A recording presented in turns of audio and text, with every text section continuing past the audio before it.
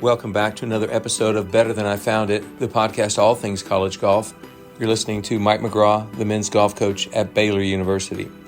Today's guest on Better Than I Found It is Gregg Grost, the former executive director of the Golf Coaches Association of America. Gregg is also a member of the GCAA Hall of Fame and a former men's golf coach at the University of Oklahoma. Gregg's success at OU included his team's win in the 1989 NCAA championship. Gregg and I talk about that victory, among other great moments during his career there in Norman. We also discuss his latest gig as a high school golf coach, also in Norman, Oklahoma. Gregg's impact on college golf has been dramatic, and we will miss his direct impact on our game. I hope you enjoy.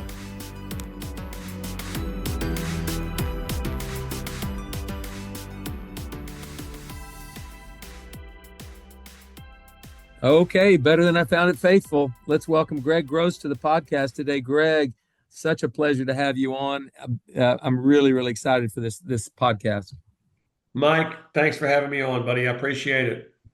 Absolutely. Well, in my introduction to this podcast, I already kind of gave the viewers or the listeners a lot about you, but I'm going to restate a couple of things. You're a national championship coach, a Golf Coaches Association of America Hall of Famer, and a former executive director of the GCAA, including playing, coaching, and your time with the GCAA. You've literally been connected to college golf for about 50 years. That's incredible. Honestly, it's going to be really hard for me to imagine college golf without some influence from Gregg Grost. How about you? Well, thanks for making me feel really old, Coach. Yeah. So, it's every dog has his day, and there's a time and a place for everything.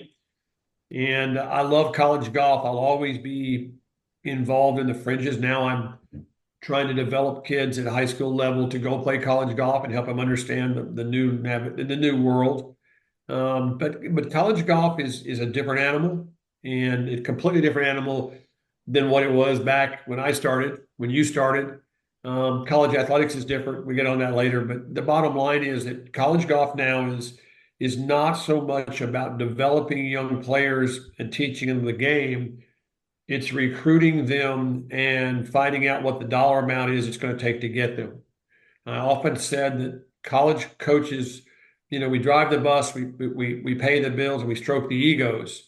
That's what the definition of a college coach was. Well, I think it's now you have to add, and we have to negotiate NIL deals.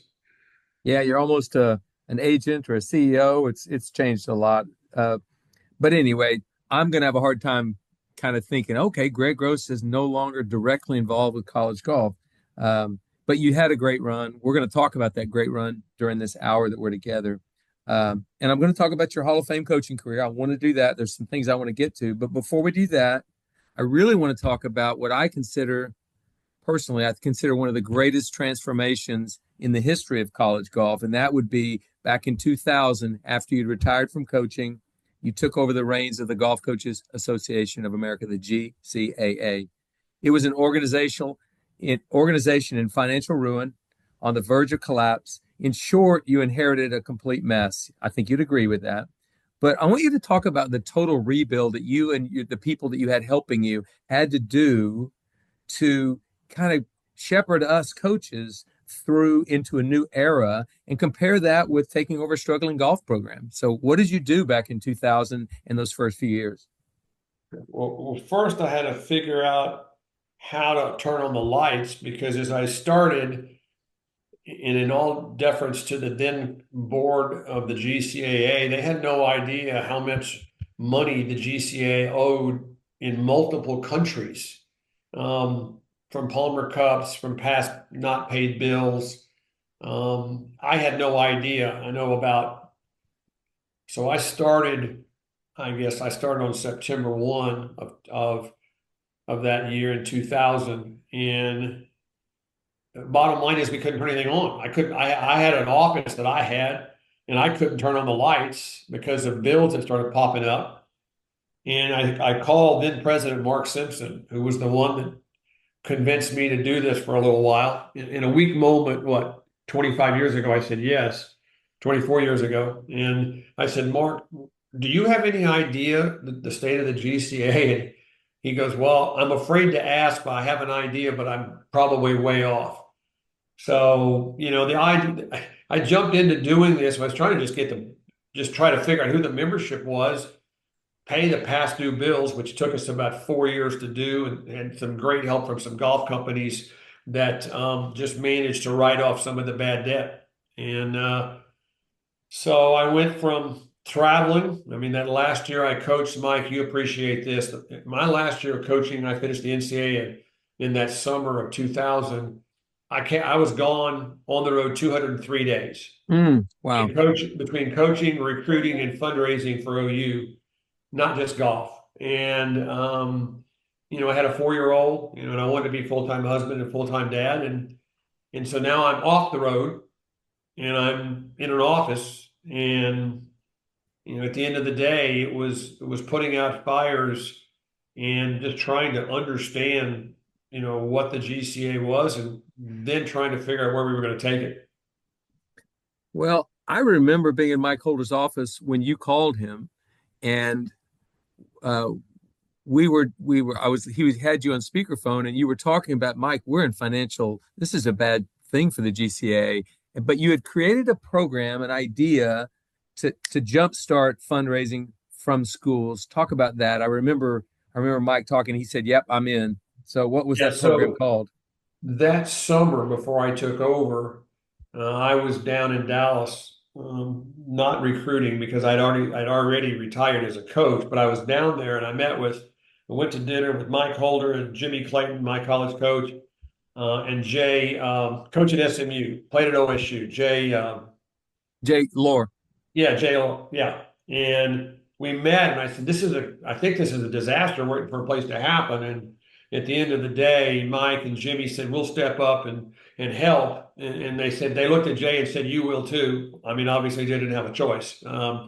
And so we created, a program, Reach for Excellence, which all I did was steal that title from something that OU was using for the School of Business, and I wasn't original. And so we said if a coach wanted to make a donation, would pay his membership, his convention fee, and he would get his All-American and All-America Scholar Awards paid for, and the balance of that would be a donation to the GCAA, and $5,000 a team. In that first year, I think we went out and got 24, 25, 30 Reach for Excellence coaches. I mean, there's all guys I'd coached against. I mean, Mike called, Jimmy called, Steve Lloyd, all those kind of guys stepped up, and said, "Yeah, we'll do it," because I don't know why they trusted me, but they did. And so that was an immediate fundraising deal that we did to kind of get us through the first 12 months. And then it's kept on. We still have Reach for Excellence in the GCA today, and some of those same programs still do it to this day. Yeah, I look back on that. And I remember you had to have an influx of cash immediately, or the organization was going to go under. And so that was a great idea you had. You may have stolen the name from the business school or something at OU, but the idea was, we've got to get some cash in here, get some of these bills paid, and try to move forward in a way. So that was the first thing you did. What were some of the other things? Did you get some other people involved? Was there a hierarchy, the structure of the GCA you had to change or tweak? What all went on those first few years? Well, I mean, the GCA was built around the Hall of Fame. That was the whole reason the GCA was created in 1958. We had All Americans because the NCAA doesn't do that. I mean, we all understood that. We had a poll because, I mean, I was chairman of the poll when I was at GCA. All of us, all the coaches that were involved and are a little higher level, we all did different things. But back then it was primarily Division One program, a Division One association, and so after I got through and we got the lights on, the next thing was membership. I think the membership at GC at that time was $165 a year for Division One, which is $165 because there weren't anything but just a handful of non-Division One members. And we're right then at the time when email and technology was taking off, and I had to avoid it as much as I possibly could. And the only records we had were two cardboard boxes that I got of the membership and some newsletters that I don't ever remember getting as a coach that were supposed to be in the membership. I mean, little paper newsletters. So we went through that. One of the first things I did was I went to a lady named Sharon Berry. Sharon had been the administrative assistant to the athletic director at OU for 25 years. Started off as Barry Switzer's secretary at OU football back when he was even an assistant coach. And Sharon had retired about the same, well, about the same time I had. And so I went to her. Her nickname was Nana. Everybody in the GCA knows it was Nana. And I said, Sharon, I'm doing this thing for a while. Would you come help me do it? So she said, yeah. And so that was the first hire that I made. I did it on a wing and a prayer that we could pay. I would have had to pay otherwise. And so she looked at this list and she said, Gregg, half this stuff, I don't think these are the coaches, but you just couldn't go on the internet and look up golf programs at that point in time. You had to go through the NCAA and you had to go look at lists, make phone calls. So, it's funny, we still have that. I think we still have that original list from that day back in 2000. So the memberships had to go out. You had to do it all by paper, Then I realized that Division II, Division III were really not even involved, much less NAIA or JUCO. And so I told the board, and the board, Mark Simpson was, God rest his soul, Mark was the president. Then you had Joe Fagans that came up next, and then Tom Drennan, and you had all these guys that followed in line. And I said, and it was a small board. It was just like 5 guys on the board. And some of them were non-Division I coaches. And there had definitely been a slant that I figured out. While the Division I paid the bills, which ones we could pay, Division II and Division III coaches were kind of leading the GCA. So I kind of looked at this, and Mark saw it, Joe Fagan saw it, Tom Drennan saw it, and they said, look, we need to approximate the board to represent who's actually in the association. That was the beginning of changing the way the board was elected through the Constitution, et cetera. And then so it just kind of took off. And we put the membership dues by division. 2 and 3 were automatically part because they were in. Then we had to add NAIA and JUCO, which they had to have a certain number before they could be members. I mean, they could be members, but before they had voting power. And the board eventually grew to where it is today with, I think, 17 members, represents all divisions of college golf. But their voting block is based on their number of members to the association. So we started at 180 members, and we've got as high as 900, which really, when you look at the total number of schools in divisions 1, 2, 3, and junior college 1 and 2, that's a pretty good number. It's a finite. It's not going to get much larger because a lot of those schools are just small and don't have the budgets to do it. They're really into it for other reasons. So we kept growing, and other than the hiccup of pandemic, when actually we had the biggest membership year of our life because membership is due by March. Pandemic hit in February, so everybody had already paid. That was crucial. Other than that particular crazy year, the following year. The membership has just gotten bigger and bigger, and it's consistent with other sports coaches associations. Well, thank you for the history you just gave because a lot of people don't know that history, especially young coaches wouldn't know that history. But it took a lot of people stepping up to help you. You couldn't do it on your own, obviously. And you mentioned Sharon Berry. You said, come work for me for a while. She stayed more than a while. She stayed quite a long time. So she was great. And so the GCAA, very, very powerful today. It runs a lot in college golf, as even to everything from running the Arnold Palmer Cup, All-American plaques, All-American scholar. You do a lot for the GCAA does for college golf. And I just want to say publicly, thank you for that impact you had to save the organization, because if it had gone away, I think college golf would look a lot different today. Well, I appreciate that, Mike. It was a lot of fun. We made it up as we went, and a lot of coaches stepped up. There was an old saying that the Division I coaches at the top of the food chain weren't going to be officers or board members because they didn't have time.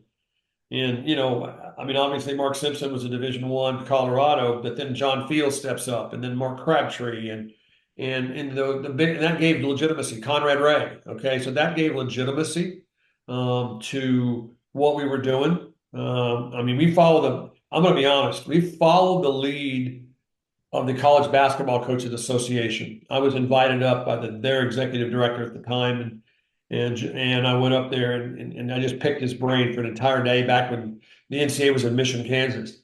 And he kind of gave me some ideas on how to grow the thing. The convention was an afterthought down in Florida. It was built around the PGA show because half the membership was members of the PGA. And now less than 10% of our membership are PGA professionals, just because that's the way it's gone. Mm-hmm. And so, the bottom line is so many things had to happen right, and we had all the right people for it for all the right reasons. And, so now as the GCAA has got, thankfully it's financially secure. It's got money in the bank, not a lot, but enough. Depending upon where college athletics goes, the GCA is ready to survive and thrive. It's just a matter of where college athletics goes. Yeah, and that leads me to my next question. By the way, you undervalued the work you all did in that office in Norman during the pandemic, because I mean I was on the board at the time, and that was just like keeping the GCA going through that pandemic was amazing. So great work there as well. But you bring up a point of where college athletics are going. I mean, obviously it's a little different world with NIL, with the transfer portal, now with roster limits changing what these rosters are going to look like at the Division I level. I mean, a lot's changed in college athletics. I think if anybody really looked at it with a sane, sound mind, you'd look at it and say, not all of this is great for the student athlete. Would you agree with me, or what is your thoughts on that? I totally, Mike. I mean, let's be honest. College athletics changed forever with the Ed O'Banion Supreme Court ruling. And that obviously allowed student athletes to be compensated for their name, image, and likeness. The other thing that has had a huge impact on this was the pandemic, the timing of the whole thing. You alluded to what we did during the pandemic, but what happened was those student athletes and what you consider to be normal college students today, going to class, getting out of class, going and doing whatever they do, be it fraternities, golf, athletics, student council, whatever it is, or work, okay? Those things became upended during the pandemic when everything went online and whatever. I mean, so it's not just one thing. What was the catalyst? Ed O'Bannon and the Supreme Court ruling. So, but anyway, as far as we are today, is the college athletics sustainable? Now, this is just an old coach. I mean, let's be honest. I'm in the twilight. I'm on the 19th plus hole. Okay, but is college athletics sustainable in its current form? You can read all you want, find an opinion piece, and talk on anything you want. The answer is we have a pay-for-play system, and we now have free agency with no rules. And as a result, and it's a drip-down effect from college football, other sports now, it's not about going to Baylor, Oklahoma State, Arizona State, whatever the school is with great facilities, Wake Forest, history, Oklahoma. It's about what do I get? Mm-hmm. And if I don't have instant starter, if I'm not an instant starter, there's no learning behind older players getting bigger and stronger. It's about I want to play right now so I can improve my clicks and social media and I can make more money. I'm out of here. Well, if you're a football player and you're out of there, you're already big and strong, you just want to go play football, that's great. But non-revenue producing sports, primarily on the men's side, those are sports that you have to get bigger and stronger as you age because they're unique sports, they're niche sports, whether it's track and field, whether it's gymnastics, whether it's golf, tennis, you name it, okay? Wrestling. Those sports, longevity staying in a program, being led by better players, looking up the older players, stability of coach. That's what those are all about. And that doesn't happen anymore, you know? Yeah, And it doesn't. and now with the limitations on roster size, you and I've had this conversation. I mean, I started off having 15 players on a team, which today somebody would think you were an idiot. But the reality is, if you're at the University of Oklahoma, as I finished my career there, it's a state that's got a lot of golf history. And there are kids in little towns all across Oklahoma that might want to play golf. We used to do fundraisers all over the state just to broaden the scope of it. So that kid who's the best player in Idabel, and his dad and mom have been locked on Sooners, and he's a good player. He's not a great player. He doesn't have access and play all the AJGAs, but he's good. You can't bring that kid in hoping he develops. There are no more Kevin Moncriefs from Ardmore who played basketball and grew up in Dornick Hills and then goes to the PGA Tour because I couldn't have brought him in. And you, Mike, as a Baylor coach, you can't do that with a Baylor alumni. There are no more diamonds in the rough. That's going to go to Division II. It's going to go to Division III or NAIA. And as a result, the whole system is I would say it's in shambles. The roster limit is absolutely insane. You've got coaches right now that have signed their class. They don't sign them anymore. You got a commitment for 25, and they've got 11 players on their team. The roster size limits came in last year, and now they got to go cut 2 players. That makes no sense. They didn't even grandfather it in. Okay. No grace period. So the inmates are running the asylum, is what's happened, and Congress is not going to step in. There's no way they're going to step in and walk into this, and as a result, it's just going to the rich are going to get richer, and the separation is going to be major leagues and AAA. That's where we're going, and that's a shame because the student athlete, and that was the whole idea of the golf, the GCAA, Mike. The kid who plays Division II golf is just as important as the kid who plays Division I golf at Arizona State. The kid that's at Washington and Lee, Division III, where they have a history of a Byron Nelson Award winner, that kid is just as important in golf as the kid at Oklahoma State or Texas. Okay? But not anymore. Well, hopefully, I agree. There's a lot of truth to that, but I just hopefully their coaches make them feel special still. That's what you would hope, right? Well, you got to make them feel special. Otherwise, they'll leave. Yeah, exactly. Well, so that means our world has changed. We know that, and if I'm going to be a coach going forward, I have to adjust, adapt, overcome. I've got to do all that. You're no longer going to have to do that, and you can sit and watch it and see how it develops, and watch the rest of us adapt to the new changes. So before we leave the GCAA commentary, I want to talk about your successor, Dustin Roberts. He's somebody that you have mentored for, many, many years now, and I think Dustin's going to do a great job running the GCA. Why is he a great successor to you? What are his great positive attributes? He was a second hire right behind Sherry.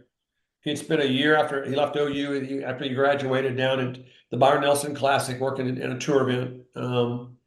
And he has media skills out the gazoo, worked for the NBA, obviously, on the side so he can afford to stay in college athletics for a long time. Been around 20 plus years with me. He had no background in golf. Now halfway through, I said, you're going to become our rep to the USGA, to the RNA, to the PGA Tour. We split them up. I took some and he took some. And the bottom line is he developed relationships. He's very good at building relationships. He's highly trusted in the world of golf. He just understands the animal. There's obviously sides of the GCA that he prefers to do, which there are others that he has to pass off. And it's the same thing with me. All right, it's no different. And but he understands all the moving parts. I often say, he knows where all of the skeletons lay. And I don't mean skeletons within the office. I'm just talking in college athletics. Let's be honest. How many Palmer Cup players that he was involved with the Palmer Cup going back to 2000 are now college coaches? Okay. And so when one of those guys picks up the phone and calls Dustin as the head coach at XYZ, the relationship goes back to when that coach was a student athlete. So Hmm. there's built-in trust and understanding. And then he's got the challenges. He's got different challenges than me. He understands that the lights are going to come on. He knows what the anticipated budget situations are going to be. Um, his job is to handle and adapt our niche organization to the changing world of college athletics and trying to stay out in front of that, making sure that the membership stays up and hopefully that, the changes in college athletics are not going to have as big an impact on ours as it may have on some other sports because we're a small footprint. Dustin's prepared to do this. He knows how to do it. He's the logical person. He's the only person that really can just walk in and just do it. Um, and it just fits. Yeah, I agree with all of that you said about Dustin. He's fantastic, and he's also been instrumental in helping you foster and grow the Arnold Palmer Cup. So I know the Arnold Palmer Cup started before both of you were involved with the GCAA, but it has become the premier event in college golf. Every player aches and pines to play in that event. Johnny Kiefer, one of my three Palmer Cuppers at Baylor, he got pretty emotional when he was picked for the team back in 22. And my experience in 2007, when I was the Palmer Cup captain, was off the charts. Caves Valley, had dinner with Mr. Palmer, was an absolute greatest week of my coaching career, honestly. And so I want you to talk about the Arnold Palmer Cup. Why is it so special and prestigious? And then maybe we can talk about that year in 2007. Yeah, well, the Palmer Cup I inherited. I knew about it. I had not had a player play on it. It was started in '97. It started off as United States versus GB&I, 8-on-8, men only. And the first one I was involved with was in Baltusrol and didn't have a lot of staff. So I got a lot of volunteers to come help me do that stuff up there. And was lucky that the then president of Baltusrol had been also the chair of the PGA, recent PGA up there. And so he was all supportive. And at the end of the day, what we found was that, you know, the top college golfers wanted, they looked up to the Ryder Cup. Of course, the Ryder Cup was just blossoming into what it is today. The President's Cup was an offshoot. The Ryder Cup, I mean, the Walker Cup was huge, but the reputation was already there that it was the world's biggest cocktail party. Okay. And so at the end of the day, this was uniquely college golf, and it was the best players. And so as Dustin gets involved. I mean, he doesn't understand it. Okay, he's new to him. We was new to us, and so we were lucky with the early coaches. Obviously, Mark Simpson was hugely involved in all those things because he allowed us to try to go create and make it and grow it. And then we went from, GB&I and Baltusrol, the GBI team just couldn't compete. It was actually over. It was on the Golf Channel, and the matches were over before the first day was over. And so as a result, we went to United States versus Europe, which was natural. It all kind of followed pretty much the growth of college golf internationally a little bit. And Dustin dealt with the USGA. I dealt with the RNA. That was our partners across the way. Obviously, Duncan Weir, huge involvement with it. John Bodenhamer from the USGA. Those two guys, the footnotes should say the Arnold Palmer Cup were grown with Duncan Weir and John Bodenhamer, and because they supported it. Then we got Jim Autry involved. Obviously, Jim is the retired CEO of the PGA of America. He's the father of the modern Ryder Cup, the father of the PGA Championship. He turned those into billion-dollar events. In fact, I think last year was the last year they played a PGA on a contract that he actually signed, and he retired from the PGA in the '90s. And so, anyway, or maybe late 2000s, 2006 or seven. But anyway, he got involved and helped open up doors. Arnold was fantastic, as you mentioned. First one I ever met Arnold at was at Caves Valley, and he came over. Doc Doc Giffen was there, his publicist, his right-hand man, and he really liked him. And then that led to Cherry Hills because of the connection there, and that led to other things. And Arnold just kept coming. And I mean, there's so many stories about Palmer Cup and Arnold. It's just, some of which we can tell and some of them we can't, but if you know what I mean. But there are a lot of fun stories. And Jim Nance, I knew Jim Nance in college. He was at Houston, I was at TCU. I called Jim, and next thing I know, Jim was involved because he was also close to Arnold. And so it just took off and ran. And the kids loved it. You look through the history on the men's side now of oldest for who's played. It's a who's who of the PGA Tour. It's a who's who. I mean, I'm sorry that Phil and Tiger were a little too early. They didn't get to play in it, but that's okay. That's timing. But if you look back at the guys who played in this over the years, it's crazy. And then it became the thing to do. You wanted to be on the Palmer Cup, and then we had to fight the concern by the RNA and then the USGA that the Palmer Cup might overshadow the Walker Cup. And because the Walker Cup teams were primarily all college players then by then, occasionally. And we had that's why John Bodenhamer and Duncan Weir were so important to the Palmer Cup, because they helped shield us from some of those individuals involved in those organizations that saw college golf as, kind of akin to a frat golf team, if you know what I'm saying. They saw it as schoolboy golf overseas and whatever. So, then we ended up growing that, and then we eventually went to the United States versus the world, which really approximates college golf in terms of where we recruit. Arnold wanted, at the end of his career, he wanted to add the women, and so we did. WGCA was involved with that. They're our partners. And then as Mr. Palmer passed, it's been passed on, and it's a different animal now. It's a different animal with the Arnie Winnie Foundation, and I'm not sure that it's quite the same. I think it's more of a corporate deal now, but it's still great players. I mean, that's the main thing. It's still the competition. Yeah, and you still have the best players in college golf wanting to compete and play in it, and it's a great sense of pride and something great for their resume and just their memories of amateur golf.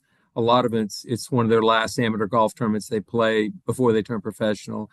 And I remember when I was the captain in 2007, Buddy Marucci, who was going to be the Walker Cup captain that fall, he came and he took an hour to sit down with me and talk about our players on the team and why I paired them the way I did. And because it turns out 6 of those 8 players I had on my team were on the Walker Cup team that fall. So Sure.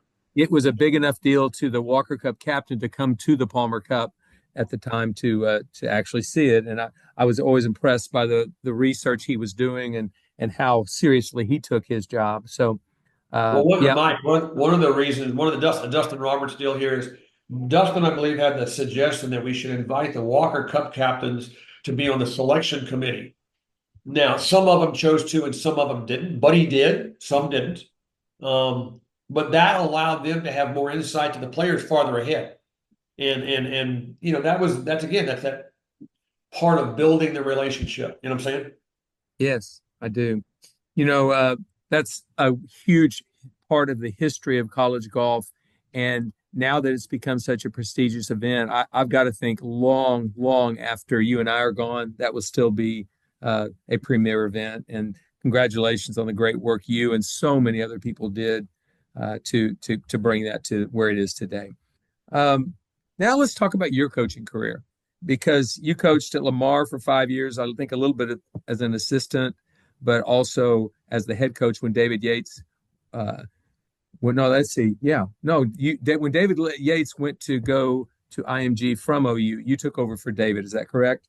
That's right. Yep. Okay. And you coached about 15 years at the University of Oklahoma. Great run. You did something I think really only a couple of people ever did in a 30-year period when Mike Holder was a golf coach at Oklahoma State, is you actually challenged him big time. And you put him back on his heels a few times. That was hard to do with Mike Holder in those days. Would you agree? Well, you got to remember, I'm even par for my coaching career. I never made a bogey or a birdie. It's all about the kids, about the guys.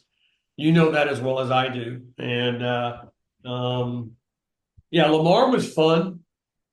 because I got to compete. I had a player, actually had a player on my first team at Lamar as a head coach that was older than I was. I was 23 and making up as I went, and also running a facility and there on campus and all those kind of fun things. But then at OU, when David Yates called me and said he was going to IMG and he thought I should apply for the job, which I did, I interviewed for it and ended up, I had some support internally from Billy Tubbs, who had been at Lamar. Of course, he was the basketball coach at OU.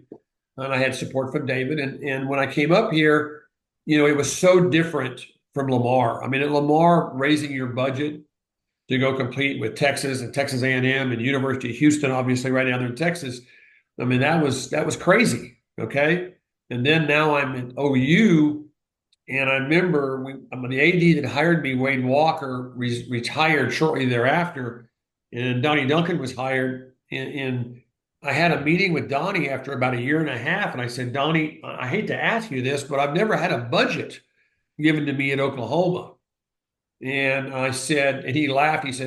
He said, Gregg, when I got to worry about the men's golf budget at Oklahoma, I got bigger problems to worry about than that. So the bottom line is at OU, it was graduate and win and do it the right way. And I had a budget. I never honestly ever looked at it. We also raised money. You were the same way. I tried to hire you. That's the fun part. Why didn't you come and be the assistant at the University of Oklahoma? Can you imagine, Mike McGraw, how that could have changed college golf? And you think about it. Well, I think it would have been we'd have been a good combination, that's for sure. Well, I think we'd have been a fun combination. And, the bottom line is that everything happens for a reason. And, you stayed with your colors of orange and black and obviously won your national championships and national championships up at OSU. But, at the end of the day, the coaching for me, I love the interactions with developing players. The guys at Lamar, I mean, the teams that played well at Lamar, which allowed me to have the chance to go to Oklahoma. I mean, Trevor Dodds, Philip Jonas, Kelly Gibson, John Rigger, J.C. Anderson. Okay, I mean, those guys all played the tour. Some of them are still playing the seniors tour. All right. Those guys, Mike Dirks, obviously became a coach, still is a coach at New Mexico State. And so those guys were all part of it. And I'm close to them a lot. And then we got to OU and inherited a lot of foreign players. Okay, it was David Yates had a pipeline to New Zealand and Australia, and we obviously had some great players there: Todd Hamilton, Doug Martin, Trip Davis, Jeff Wagner, Craig Perks, Grant Waite. I mean, come on, Jim Begwin was the captain. That first year when I came in the middle of the year. By Bogwan. the way, before you go on, Jimmy caddied for me in my first tournament as a professional, Really? 1982 Cherokee Strip Pro-Am in Ponca City. I called Jimmy up and said, would you caddy for me? And he did. So I love Jimmy. He's one of the great Ponca Cityans of all times. He is, and he coached me up as a senior that first semester there, understanding all of the goofy things that were different in Oklahoma. I say goofy, just different than what I was used to at Lamar. And that was an interesting time in college athletics at the University of Oklahoma with all the things going on in some of the other sports. And between Jim Meglin, who's a senior, Billy Tubbs, which is a rebel outlaw of a basketball coach, I'm one of my best friends. And we lost him. Obviously, we've lost him, but those guys helped me get through it. And that first year, I'll never forget. You'll get a kick out of this, Mike. So Oak Tree National now, but Oak Tree Men's we played a lot of golf up there. Drive from Norman up there, it's about 40 minutes. And it's a very hard golf course. And when you're playing that in January and February, getting ready to go to the first tournament that everybody always went to, which was in Hawaii. I know you did, John Burns. And you got to go over there and shoot 25 under.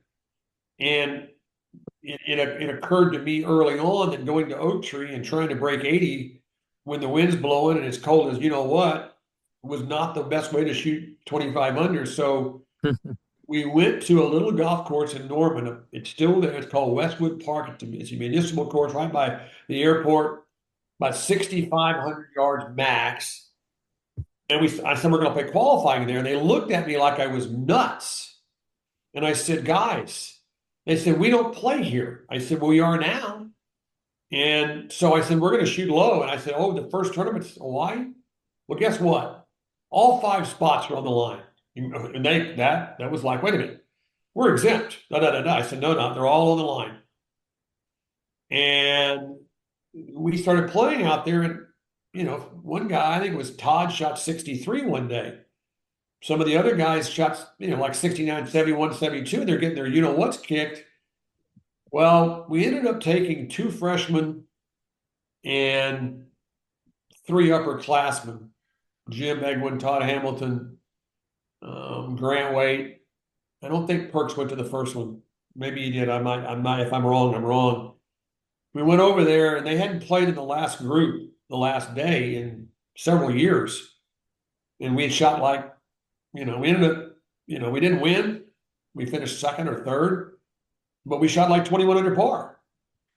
And I think that was a kind of a buy-in right there that, we're going to have to do this a little bit different. We got to think about doing this stuff a little bit different because we were playing great golf courses that were just too hard that time of the year. And that's kind of how it all started. And then we just ran with the ball.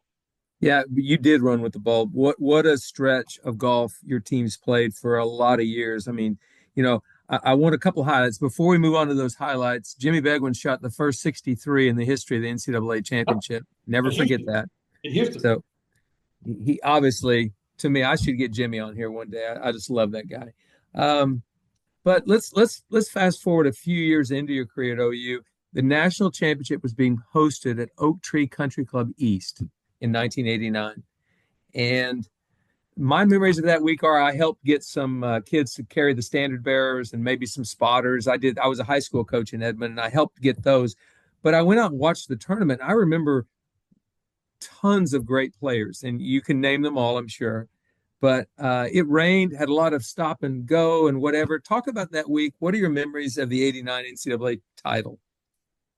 Well, first you have to think that there was an OU didn't host, and OSU and OU co-hosted the NCAA. Yes. That's like taking gas and water and mixing them together and coming up with a cocktail, okay? A good cocktail, because that was just not done. And Mike and I, we worked with Stan Ball up at Oak Tree, and Hugh Edgman obviously was over all the properties. And we had a really great event. And, getting ready for that, we had finished at the NCAA at OU third, second. The year before out in North Ranch in California, we finished second. We split the bid on the last 2 holes. Not the best team. The teams he had in 87, 80, and 86 and 87 were fabulous. All-Americans everywhere, tour stars, et cetera, major winners. But we just didn't close the deal. And then 88, we had a little bit less of what we would call big team, and yet they got a little closer. And so 89 was fun. We had transfer. I remember we had Blair Manasseh came from Texas. He was an All-American at Texas, and you just had a bunch of really good players, and everybody was from the year before.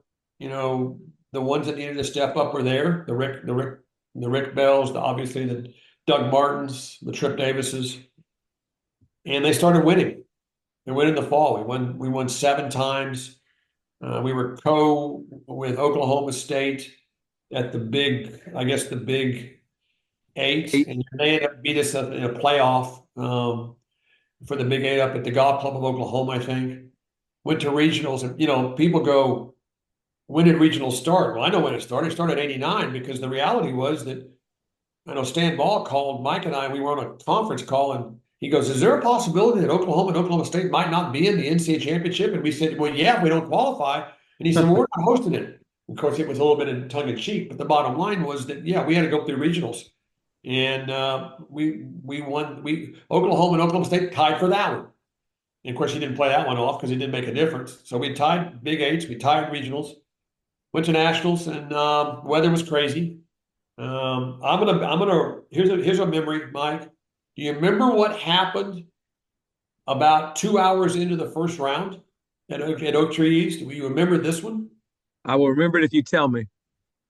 There was a hot air balloon that was Yes. floating over, and it came down on the front nine. And the next thing I hear on the radio, because I was trying to stay off the radio because I was trying to coach and whatever, I hear, and Mike's on the radio too. He hated radio. I don't even have it turned on half the time.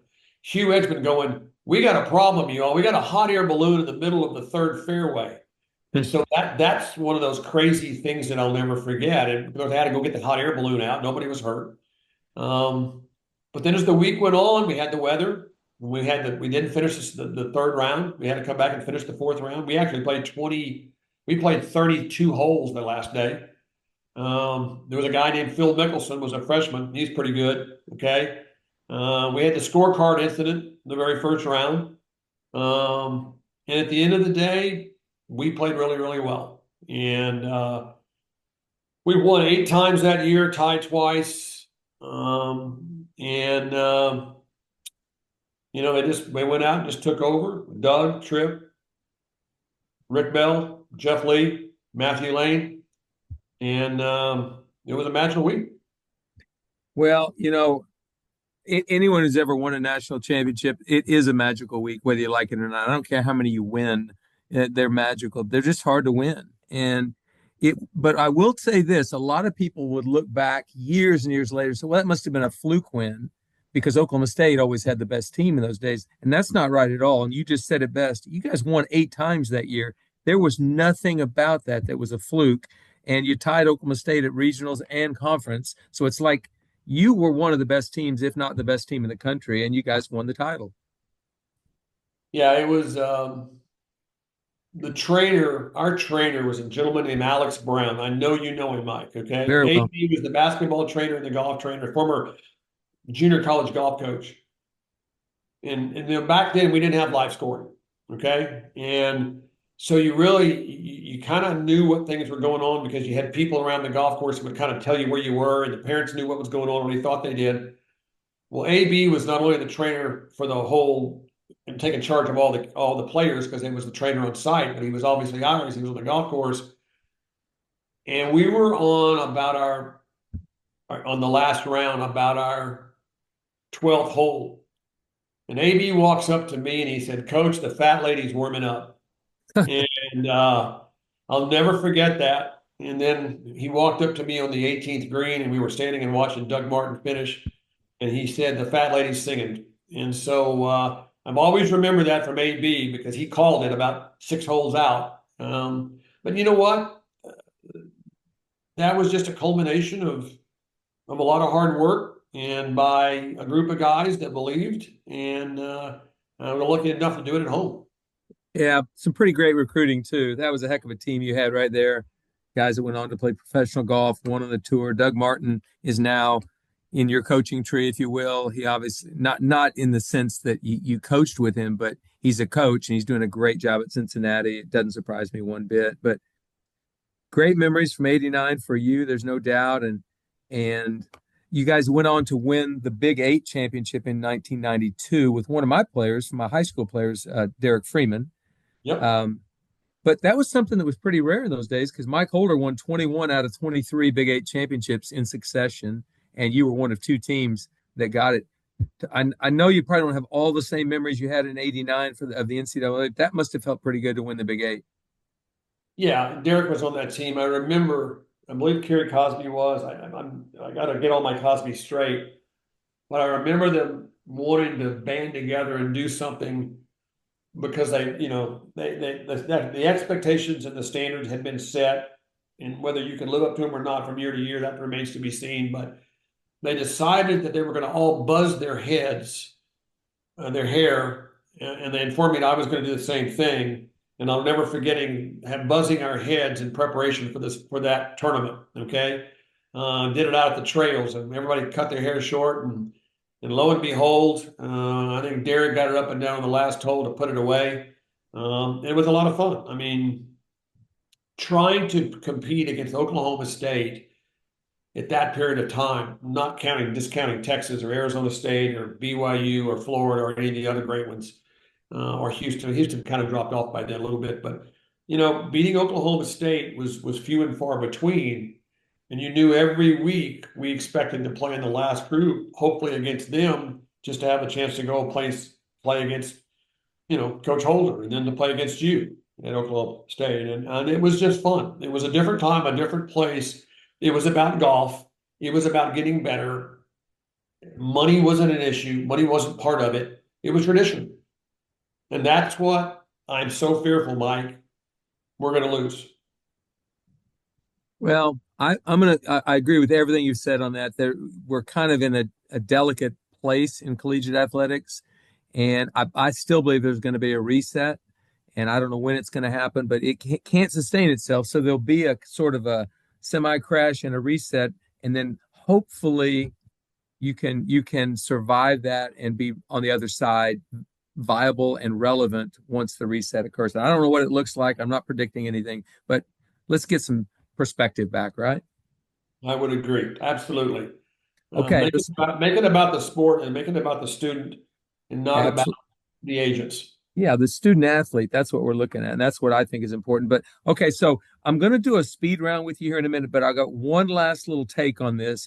And here you are retiring from the U.S. Executive Director of the GCAA, and your career is behind you, including coaching. But you got another coaching itch, and you're actually coaching high school golf in Norman, Oklahoma now. So talk about that experience. We can't talk about any current student athletes, but you can talk about former ones. But talk about that. You're the state championship coach from Norman High School. So I'd always helped the high school teams in Norman. There's two of them, Norman High, Norman North. Over the years, just got to go out to the range and watch them hit. I didn't care what school it was, couldn't care less. My daughter went to Norman High, but her future husband went to Norman North and played on the golf team over there. So at the end of the day, we're in the middle of the pandemic. School, all the athletics was canceled in the spring of 20. The coach of the boys and girls team at Norman High, Bruce Renfro, good GCA member coach, great coach, had great state high school championship in the girls. And he was actually going to retire from public school teaching and become a women's coach at a small college in close to Norman. And some of the couple of dads, one of them is Rick Bell, played for the national championship, started the national championship. His son was a senior at Norman High, or is going to be one in the 2021 school year. And he said, "Hey," some of them said, "Would you ever consider coaching high school? Because there's this opening." And in a weak moment, kind of like the GCAA, in a weak moment, I asked Michelle, my wife, I said, "What do you think?" She said, "You're an idiot. You're nuts. Don't do it." My daughter said, "Dad, you're too old." And at the end of the day, I went against the grain as usual and said yes. First year, we had to do virtual half the time, most of the time. And you know what? I figured out I really missed the interaction with the young student athletes that played the game. And they listened. They were like sponges. They loved discipline. They liked structure, which is kind of what old coaches do. And so we started down that road, and I inherited a really good team of young guys. We had a chance to win that very first year, the 6A, the big level state high school championship, and we had a bad weather hit in the middle of the last round, 54 holes, 2 days, and we didn't get to finish the round. And I think we finished tied for third or whatever. But yet with the turn, we had already made the turn, and we were in position. We were like 3 shots back. And so, the bottom line was they got a taste of what this could be. So now we lose some, just like college. You rotate through. You just can't recruit them. You just can't inherit them. And the next year we co-hosted the event with Norman North at Jimmy Austin. And I was convinced we would pull it off there. And we had a bad 9 holes, and we did. We finished, I think, tied for third. Norman North, they won, across town. And so we felt like we were the best team in the state or close to it. And so as the summer was going around, I had everybody back except for one, and that young man went on to play Division III college golf. We had some freshmen coming in, and one day I was trying to figure out what we were going to approach that team with that summer, and I said, unfinished business. I told the then seniors that was the theme for the year, unfinished business. We started our early morning workouts in September, and they just adopted the idea of unfinished business. And they went out, and high school golf, as you know, Mike, you were a high school coach. High school golf in Oklahoma is really good. I mean, it's a small state in population, but it's so influenced by OU, OSU, Cameron, Oklahoma City, OC, Oklahoma Christian, all those great schools that play college golf at a high level in all divisions. So anybody can win any week. And we were up at the Baylor Ranch, Owasso hosted, and we were sitting there having dinner at Cracker Barrel on the night before the last round, old person's food. And I said, remember, it's still unfinished business. We got to go play good tomorrow. And if you want to ring, and this is what you've been here 3 years with me on this, and we've had a chance, it's our third straight year to do this, pull this off. And we made the turn. We were down about 9 shots. We were in a wave ahead. And the back 9, they caught 5. And Sebastian Salazar, he's at Penn State now, he got going. They all got going.